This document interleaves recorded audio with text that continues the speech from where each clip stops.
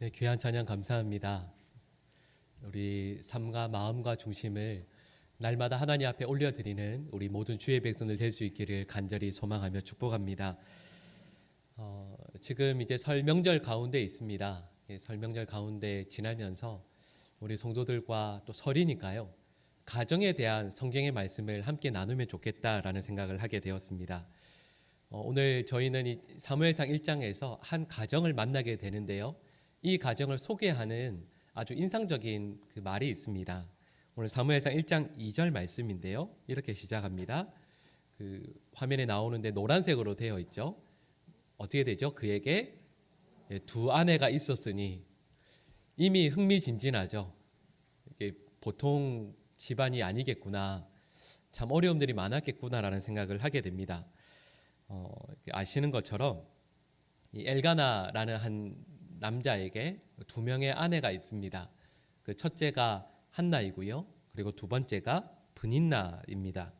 그리고 우리는 이 사무엘상 1장 말씀을 잘 알고 있습니다. 이 한나가 하나님 앞에 간절히 그리고 열심히 기도했더니 하나님께서 그 응답으로 이스라엘의 가장 탁월한 사사이고 또 지도자였던 사무엘을 하나님께서 주셨다. 그래서 우리는 열심히 기도해야 된다. 이런 교훈을 오늘 본문 말씀에서 얻게 됩니다.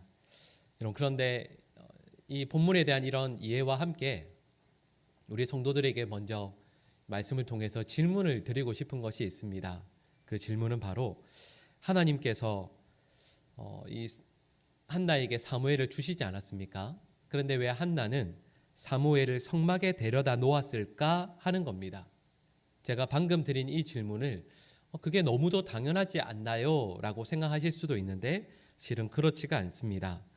오늘 그 본문이죠. 11절 말씀을 한번 보시면 11절 말씀의 후반부에 노란색으로 되어 있는 부분이 있는데요. 우리 같이 한번 읽어보겠습니다. 시작.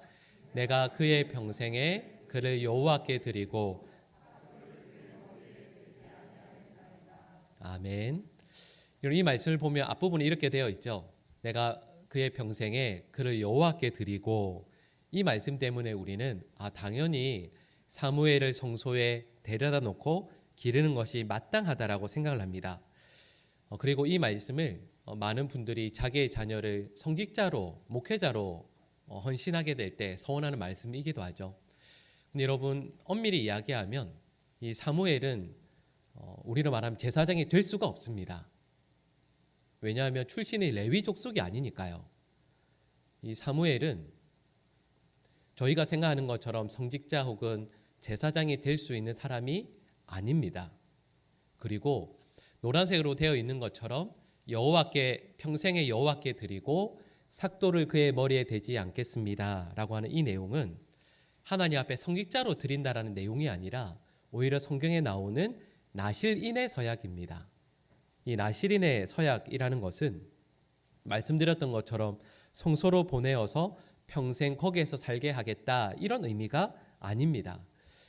구약 성경에서 태어나면서부터 하나님 앞에 나실인으로 서약된 또 다른 사람이 누가 있냐면 삼손이 있습니다. 여러분 이제 삼손의 삶을 생각해 보시면 삼손이 그냥 가정에서 지내지 않습니까? 삼손은 성소에서 평생을 지낸 것이 아닙니다. 성직자로 지낸 것도 아니죠. 그러니까 지금 이 한나가 자기 아들을 주시면 평생에 여호와께 드리고 머리에 삭도를 대지 않겠습니다 라는 이 말의 의미는 나실인으로 드리겠다라는 뜻이고요. 또 나실인으로 드린다라는 말의 의미는 평신도로 그 삶을 하나님 앞에 바르고 신실하게 거룩하게 살기 위해서 날마다 애쓰고 노력하는 특별한 하나님의 사람으로 살게 하겠습니다 라는 의미가 그 속에 포함되어져 있습니다. 그러니까 이 한나가 사무엘을 어렸을 때 젖을 떼자마자 성소에 갖다 드리고 거기에서 사무엘이 평생 지내도록 하는 것은 한나가 드린 그 소원의 내용을 넘어서는 것인 거죠. 그렇게까지 할 필요가 없음에도 불구하고 한나는 그 일을 하고 있는 겁니다. 거기에다가 이 한나가 자기의 그 사랑하는 아들을 맡기고 있는 곳이 어디죠? 성막이고 그 성소에는 제사장이 누구일까요? 엘리 제사장 아닙니까? 근데 오늘 본문 13절 말씀해 보시면 한나가 슬픔에 겨워서 기도하는 모습이 나옵니다. 근데 그걸 보고 이 엘리 제사장이 뭐라고 이야기하냐면 취했다, 술에 취했다라고까지 이야기하고 포도주를 끊어라 이렇게 이야기도 합니다. 여러분 이거 실은 만약에 제가 여기 계신 누군가에게 이런 말 하면 저 그 다음 주에 없지 않겠어요? 새벽 기도에 어느 권사님께서 오셔서 눈물로 간절히 기도하고 계신데 제가 옆에 가서 권사님에게 톡톡 치면서 권사님 소주를 끊으세요. 그 말이거든요. 근데 이 말의 의미가 무엇이겠습니까? 엘리 제사장은 이 한나가 그랬던 것처럼 온 마음을 다해 기도해 본 적이 없다라는 뜻입니다. 기도해 본 적도 없는 사람이고 영적으로 깨어 있지 못한, 영적으로 참으로 무지한 사람이라는 뜻이 아니겠습니까? 근데 그 엘리 제사장에게 어찌 내 사랑하는 내 목숨과 같은 아들을 맡길 수가 있겠습니까? 게다가 이 엘리 제사장의 뒤를 이어갈 두 사람 홈리와 비느하스는 이 엘리 제사장보다 더더욱 악한 사람들이었습니다. 하나님께 드린 제물 가운데 드리고 나서 남은 것을 먹어야 되는 것이 당연함에도 불구하고요. 이스라엘 백성들이 제물을 가져오면 그 가운데 가장 좋은 것을 자기가 먼저 먹고 나머지를 여호와께 드렸습니다. 그리고 또 성소에서 수종 드는 여인들을 그 여인들에게 아주 악한 짓까지 했던 나쁜 사람들이죠. 그러니까 엘리 제사장 그리고 그 뒤를 이을 홈리와 비느하스 두 아들까지 있는 이 성소에 정말 귀한 내 아들 이 사무엘을 한나가 맡긴다라는 것은 정말 실은 불가능한 일이죠. 말씀드렸던 것처럼 하나님께 서원했던 그 내용을 뛰어넘는 것이기도 하고 아니면 하나님께 드린다라고 할 때 그냥 자기의 집에 데리고 있으면서 이 나시린의 서약대로 그냥 살게 해도 될 텐데 이 한나가 사랑하는 아들을 하나님께 특별히 성소에 내어 맡겨드리는 이유가 있습니다. 그 이유가 무엇이겠습니까? 첫 번째로는 이런 겁니다. 여러분 저희가 이 사무엘상 1장 말씀을 읽으면서 사무엘이 눈물을 흘리며 참 괴로워하지 않습니까? 근데 한나가 왜 그렇게 괴로워할까요? 왜 그렇게 통곡하고 마음 아파하고 슬퍼하겠습니까? 당연히 뭐가 없어서요? 아들이 없어서요. 그런데 여러분 나중에 댁에 가셔서요. 사무엘상 1장 말씀 다시 한번 천천히 1절부터 쭉 읽어보세요. 한나가 아들이 없어서 슬퍼했다라는 말이 안 나옵니다. 그 말이 하나도 안 나옵니다. 한나가 슬퍼한 것은 다른 이유입니다. 오늘 이 말씀 바로 앞부분에 나오긴 하는데요. 6절 말씀을 보시면 이렇게 말씀합니다. 우리 노란색으로 된 같이 한번 읽어볼까요? 여호와께서 그에게 임신하지 못하게 하심으로 그의 적수인 브닛나가 그를 심히 격분하게 하여 괴롭게 하더라. 아멘. 여러분 6절 말씀도 그렇고 실은 이어지는 7절 말씀도 그런데 이 한나가 괴로워하는 이유는 아들이 없어서가 아닙니다. 아들이 없는 것은 없는 것인데 그 다음에 어떻게 한다고요? 적수라고 되어 있는데 두 번째 부인이죠. 두 번째 부인 브닛나가 한나를 계속해서 옆에서 말로 괴롭히는 겁니다. 여러분 이것은 저희가 생각하는 어떤 그 가치관 그 너머에 히브리 사람들이 아주 특별한 가치관이 있기 때문입니다. 자, 여러분 하나님께서 우리 인간들에게 하시는 많은 사역들이 있지 않습니까? 근데 그 가운데서 가장 귀한 사역이 뭘까요? 하나님께서 하나님의 사람들, 이 땅에 있는 사람들에게 행하시는 일들 가운데 가장 귀한 사역, 귀한 일이 무엇일까라고 했을 때 히브리 사람들의 중요하게 생각했던 첫 번째는 뭐냐면 하나님께서 생명을 태어나게 하시는 것이라 믿었습니다. 그러니까 한 남자와 여자가 결혼을 하게 되었을 때 그 여인을 통해서 이 땅에 생명이 태어나게 하는 것은 하나님께서 가장 기뻐하시고 귀하게 여기시는 일이라 생각했거든요. 근데 이 사실을 한나도 알고 있고 브닛나도 알고 있고 옆에 있는 모든 사람들도 알고 있습니다. 그런데 한나에게 자녀가 없는 겁니다. 그럴 때 브닛나가 이렇게 생각하면서 이야기하는 겁니다. 한나야, 너 자녀가 없는 거 보니까 너는 하나님에게서 끊어진 사람이야. 너 하나님에게 저주받은 사람이야. 네가 나와 네 남편 모르게, 사람들 모르게 하나님 앞에서 지은 큰 죄가 있어서 하나님께서 너를 버리신 거야. 너 하나님 앞에 선택받지 못한 오히려 이방인 같은 사람인 거야 라고 해서 이야기하는 겁니다. 근데 참 힘든 것은 이걸 한나도 알고 있는 겁니다.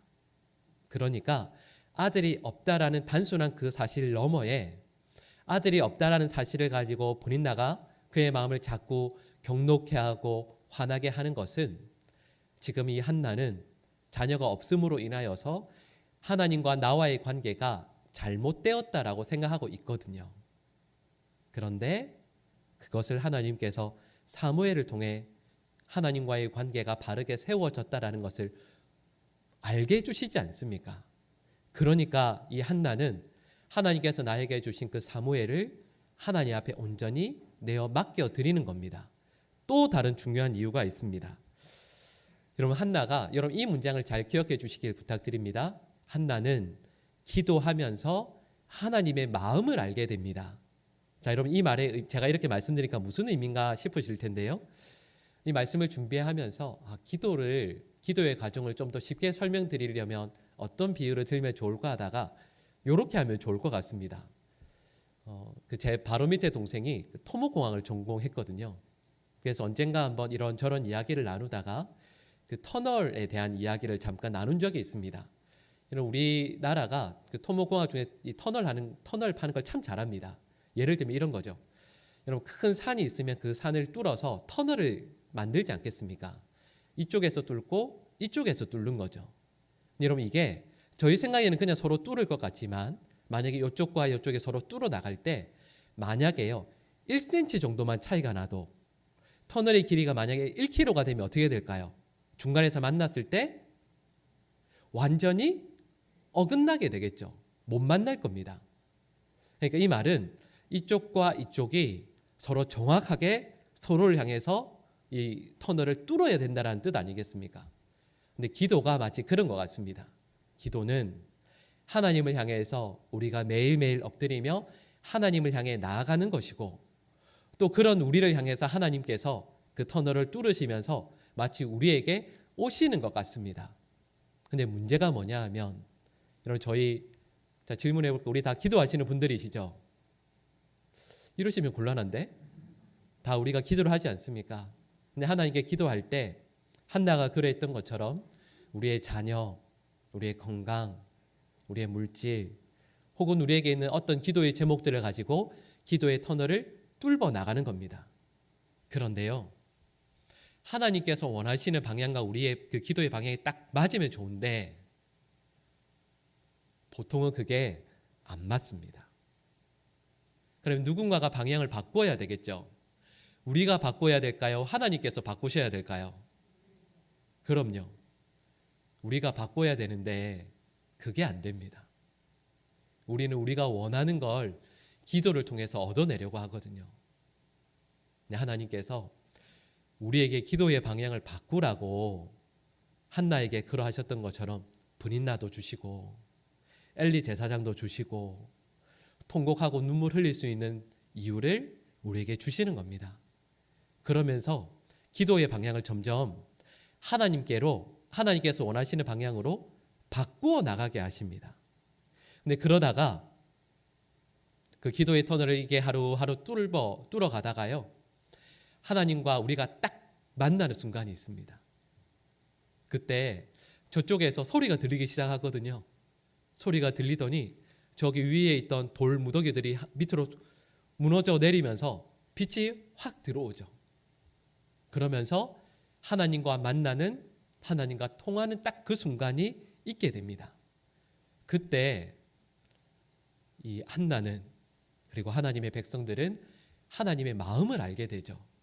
근데 여러분 그때 알게 된 하나님의 마음이 무엇인가라고 했을 때 여러분 예전에 제가 그 3일교회 송태근 목사님께서 설교하시는 내용 중에서 그 짤막한 내용이었는데 이런 부분을 들었던 기억이 납니다.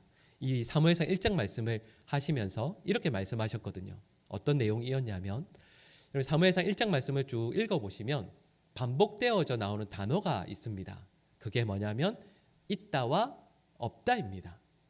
근데 여러분 이렇게 보실까요? 브린나에게는 자식이 있고 한나에게는 자식이 없고 엘리 제사장에게는 자식이 두 아들이 있다라고 나오잖아요. 그럼 보세요. 있고 없고 있고가 있으면 없다라는 것이 한 번 더 나와야 되지 않겠습니까? 근데 그게 안 나옵니다. 근데 1장 말씀을 잘 읽어보면 뭐가 없는지를 알게 됩니다. 누구에게 없을까요? 그 대상은 하나님이고 하나님에게는 누가 없을까요? 여러분 이 사무엘상 1장 말씀의 시대가 어느 시대입니까? 사사시대거든요. 모든 이스라엘 백성들이 자기 소견대로 행했던 하나님을 왕으로 모시지 않고 자기의 마음, 자기의 뜻대로 살았던 시대 아닙니까? 그 시대 가운데에서 하나님에게는 누가 없을까요? 하나님의 마음을 전할 선지자, 하나님의 말씀을 바르게 선포할 하나님의 사람이 없다입니다. 여러분 그걸 한나가 기도하는 중에 알게 되는 겁니다. 그러니까 말씀드렸죠? 그 기도의 터널을 힘들게 뚫어 나가다가 하나님과 마주치게 되었는데 하나님의 마음을 알게 되었는데 이 땅 가운데 하나님의 말씀을 바르게 전할 하나님의 그 사람이 한 명도 없다라는 걸 한나가 알게 되는 겁니다. 그래서 한나는 자신의 그 아들을 하나님께 내어 드리게 되는 겁니다. 제가 이 말씀을 나누면서 이런 생각을 하게 됩니다. 여러분 한나에게 왜 하나님께서 오늘 말씀처럼 태의 문을 닫으셨을까요? 왜 한나 옆에 브린나가 있었을까요? 왜 한나는 그렇게 울면서 통곡하면서 기도를 해야 될까요? 여러분 브린나는 자녀들이 여럿 있었는데 브린나는 자녀를 얻을 때 기도를 했을까요? 안 했을까요? 안 했겠죠. 참 이상하죠?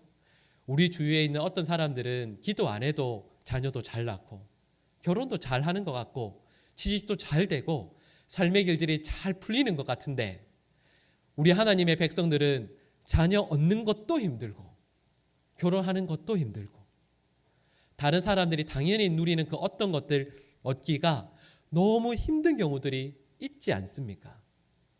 한나에게 하나님께서 왜 그러실까요? 하나님께서는 왜 한나의 태의 문은 닫으시고 그렇게 눈물로 통곡하게 하시면서 기도하게 하셔야 했겠습니까? 왜냐하면 이 모든 과정들을 통해서 한나가 하나님의 마음 알기를 원하셨기 때문입니다. 그리고 이것은 저희들에게도 마찬가지입니다. 말씀드렸던 것처럼 우리 성도들 가운데 그런 분들 많이 계실 줄 압니다.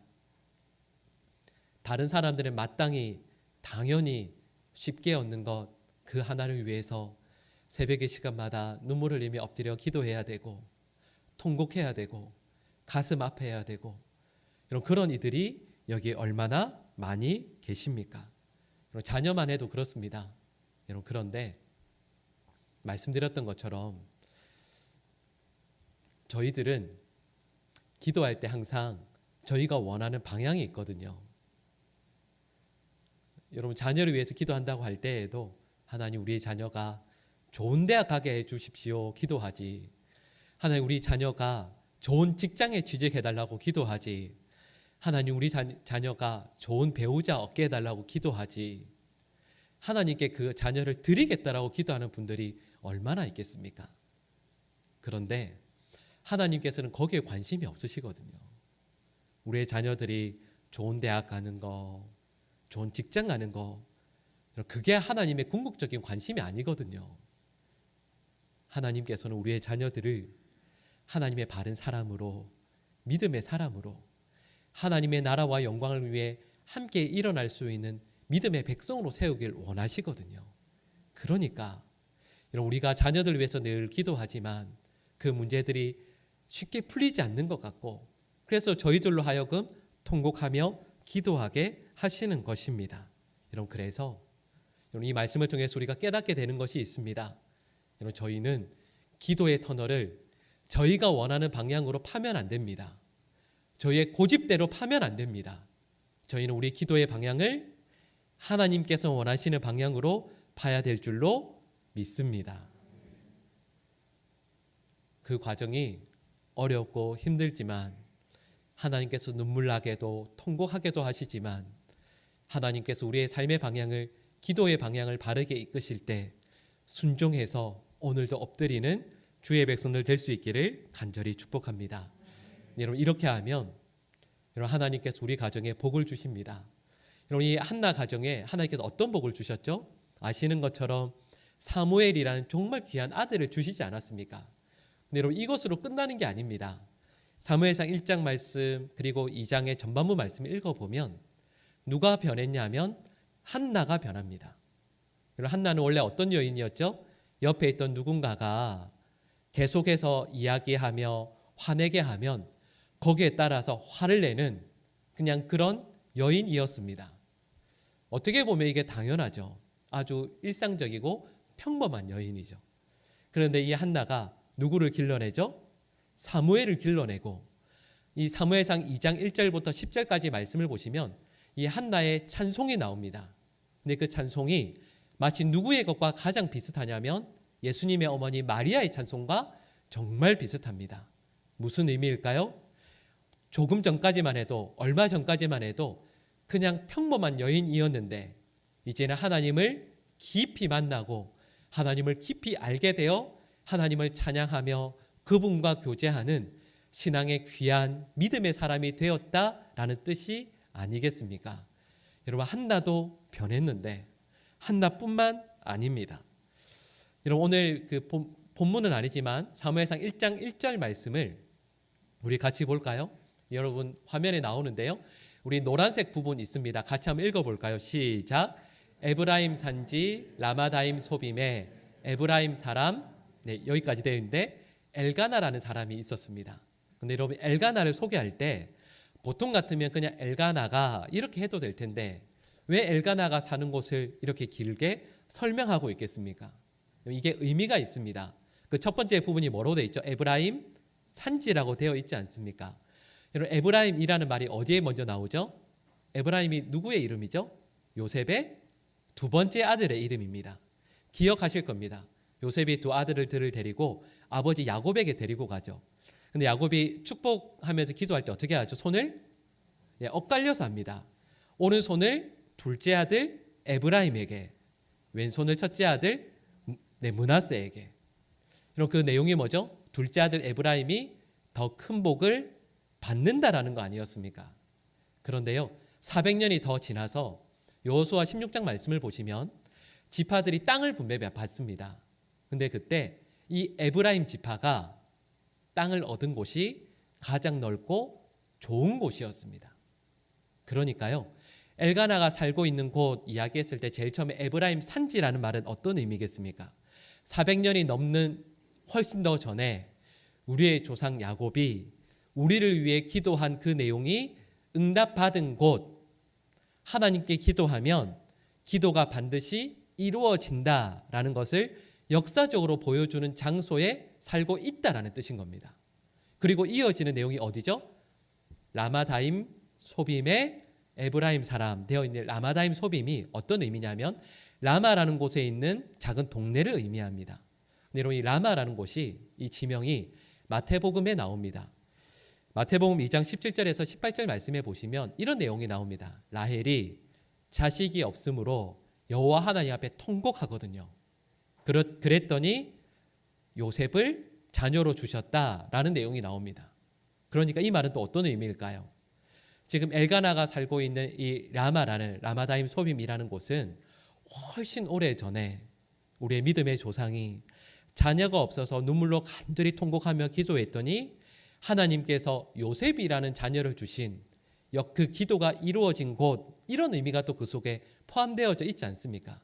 그러니까 엘가나는 말 그대로 기도하면 하나님께서 들으시고 응답해 주시는 곳, 역사적인 산물의 곳에 살고 있다라는 걸 사무엘상 1장 1절에서 일부러 말씀하고 있는 겁니다.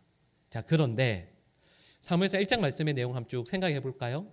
엘가나는 기도하는 사람이 아닙니다. 첫 번째 부인이 누구죠? 한나잖아요. 한나와 결혼합니다. 그랬더니 자녀가 없죠. 어떻게 하죠? 제가 좀 전에 말씀드렸죠. 자녀가 없으면 뭐 해야 된다고요? 기도해야 되는데 엘가나는 뭘 합니까? 그냥 두 번째 부인을 넣습니다. 기도 안 합니다. 그냥 두 번째 부인을 넣습니다. 그리고 첫째 부인과 둘째 부인이 서로 싸워서 관계가 안 좋습니다. 그러면 엘가나는 믿음의 가장이니 어찌해야 되겠습니까? 가정을 위해 기도해야죠. 근데 기도 안 합니다. 어떻게 하죠? 한나에게 제사 드리면서 물질을 2배로 주는 겁니다. 상한 아내의 마음을 돈으로 해결합니다.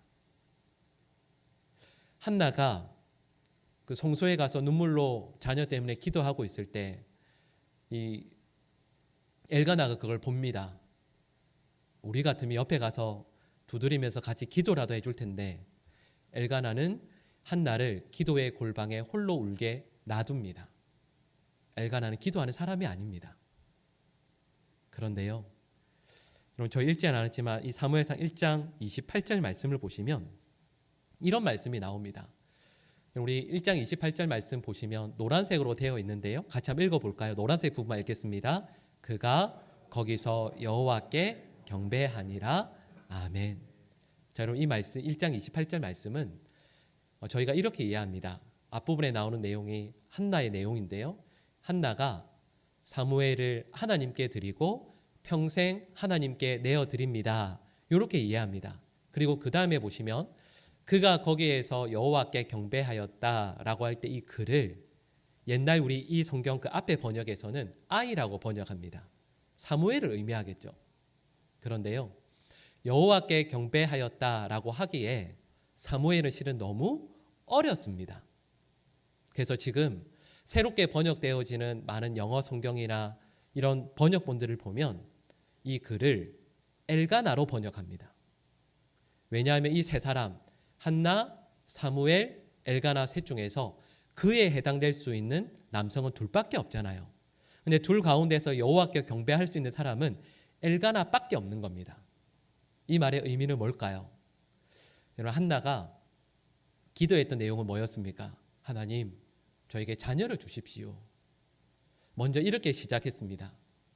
눈물로 통곡하며 하나님 앞에 엎드렸습니다. 근데 그러면서 그 기도의 방향을 점점 하나님께 맞추어 나가죠. 그랬더니 하나님의 마음을 알게 됩니다. 그래서 힘들게 얻은 눈물로 얻은 그 아들을 하나님께 드립니다. 근데 그 결과가 이스라엘 역사가 바뀔 뿐만 아니라 남편을 위해 기도한 적은 한 번도 없거든요. 말씀해 보시면 한나가 엘가나가 내 마음 좀 이해하게 해달라고 아니면 기도의 사람 되게 해달라고 믿음의 사람 되게 해달라고 기도한 적이 한 번도 없습니다. 그런데 엘가나가 옆에서 한나를 보는 겁니다. 한나가 어떻게 기도하는지, 기도가 어떻게 응답되는지, 하나님께서 정말로 살아계신 것, 하나님께서 그리고 우리 가정에 어떻게 역사하시는가를 엘가나가 보게 됩니다. 그래서 엘가나가 변화됩니다. 제가 말씀드렸던 것처럼 엘가나는 기도가 응답되는 삶의 자리에 늘 있었음에도 불구하고 하나님 앞에 제대로 서지 못했던 사람이었는데 그 엘가나가 하나님 앞에 바르게 서게 됩니다. 그리고 저는 이 말씀을 묵상하면서 우리 모든 성도들의 가정이 이런 은혜를 경험하게 될 수 있기를 간절히 소망합니다. 한나와 같이 하나님 앞에서 분명히 눈물 흘리게 하고 또 아프고 괴로운 일이 있어서 엎드리기만 했는데 그 방향을 하나님께로 바로 잡았더니 하나님께서 우리의 가정에 은혜를 베풀어 주시고 역사해 주셔서 나도 하나님 앞에 바르게 서게 되고 또 우리 가정에 하나님께서 귀한 역사를 이루어 주시고 위해서 기도하지 않았는데 내 남편도 내 아이도 하나님 앞에 놀랍게 쓰임받는 일이 일어나게 되지 않습니까? 여러분 이 일이 있고 나서요 한나가 브닌나가 그리고 엘가나가 함께 셋 모였을 때 여러분 이 가정은 진짜 말 그대로 천국이 되지 않겠습니까? 여러분 설명절을 맞아서 가족들이 함께 모이게 될 그 시간들을 위해서 기도하면서 여러분 저는 우리 모든 하나님의 백성들이 그리고 특별히 예배 자리에 나온 그리고 영상을 통해서 함께 예배드리는 우리 모든 주의 백성들이 한나와 같은 놀라운 은혜를 누릴 수 있게 되기를 간절히 축복합니다.